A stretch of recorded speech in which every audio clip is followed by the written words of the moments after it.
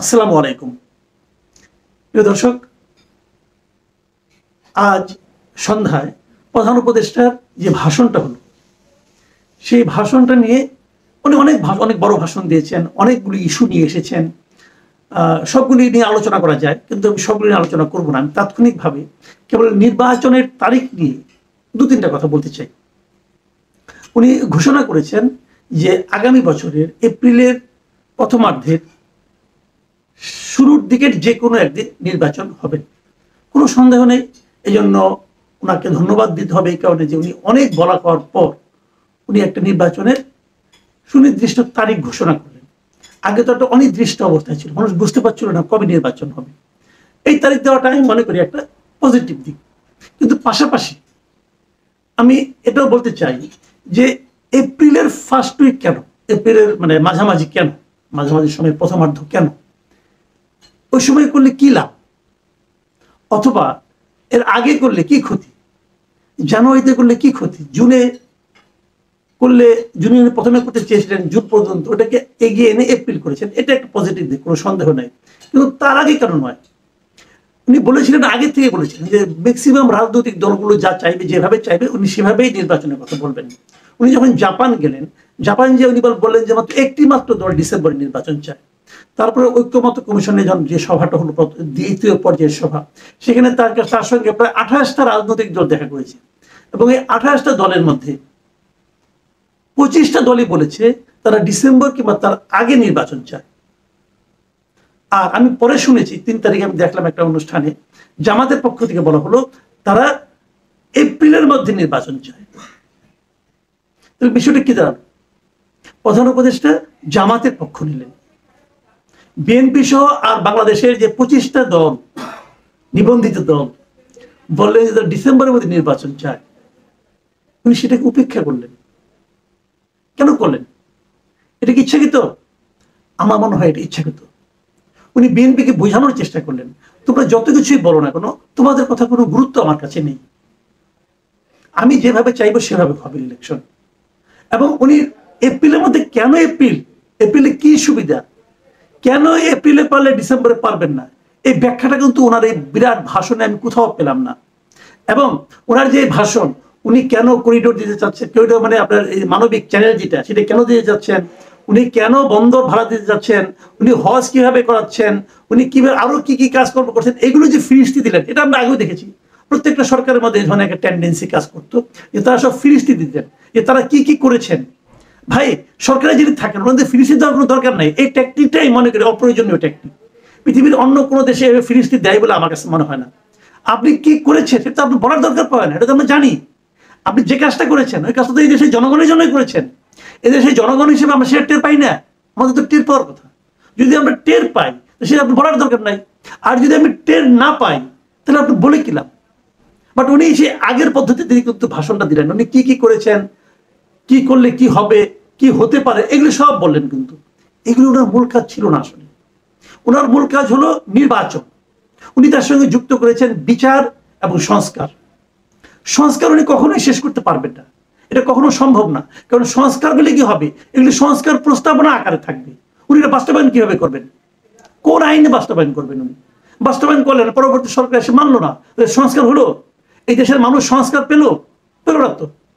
পরবর্তীতে যারা ক্ষমতায় আসতে পারে বলে এখন পর্যন্ত সাধারণ মানুষ ভাবছে, তাদের কথা তো উনি রাখেন নাই। এখন এই যে আপনি বিএনপির কথা রাখলেন না, তাহলে যদি বিএনপি ক্ষমতায় আসে, তো বিএনপি কি আপনার করে যাওয়া কাজগুলিকে অনার করবে? যদি না করে আপনি কি করতে পারবেন তখন? কিন্তু মাঝখান থেকে কি হলো, এই কাজগুলো করতে যে আপনি আমাদের মতো সাধারণ মানুষ যারা আছে তাদের প্রত্যাশার মৃত্যু ঘটালেন, আমাদের দুর্ভোগের মধ্যে ফেলে দিলেন। কাজে এতে লাভটা কি? আমার কি যেন মনে হয় যে এটা হলো কি, ম্যাক্সিমাম রাজনৈতিক দল, ম্যাক্সিমাম সাধারণ মানুষ, তাদের যে প্রত্যাশা, সে প্রত্যাশাকে উনি ইগনোর করলেন, অবহেলা করলেন। এবং অবহেলা করে উনি বুঝালেন যে তোমরা সবাই যা চাও সেটা হবে না, আমি একা যা চাই তাই হবে। উনি নিজেকে সংখ্যাগরিষ্ঠ জনগণের, সংখ্যাগরিষ্ঠ রাজনৈতিক দলের প্রতিপক্ষ হিসেবে দাঁড় করালেন। কেন?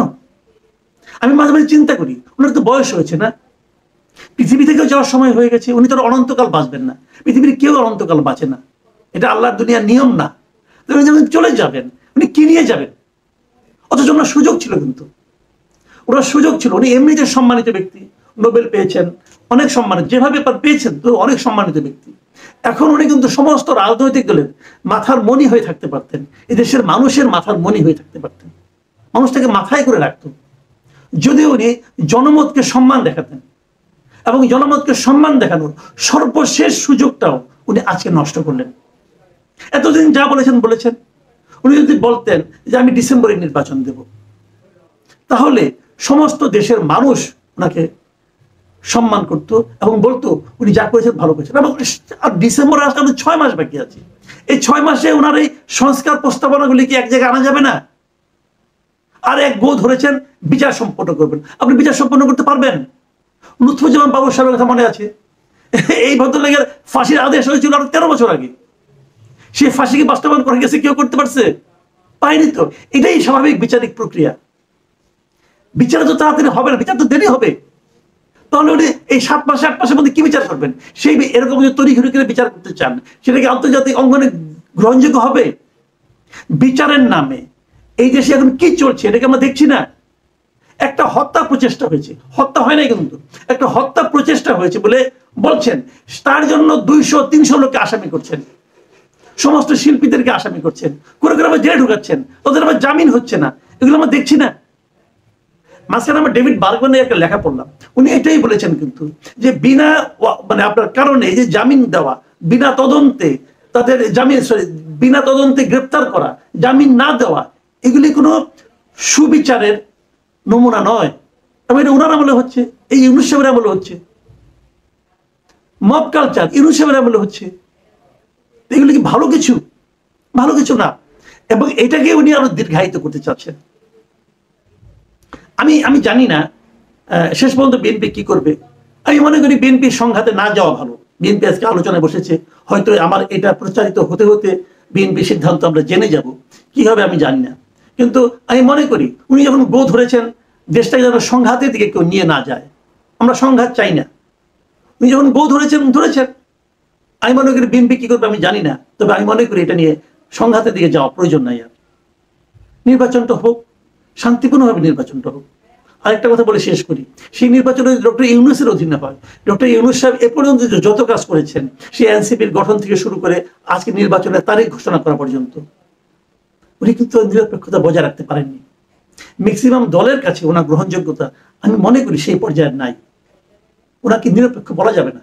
আমরা একটা নিরপেক্ষ সরকারের অধীনে নির্বাচন চাই। প্রিয় দর্শক, এখন এ পর্যন্তই। আল্লাহ হাফেজ।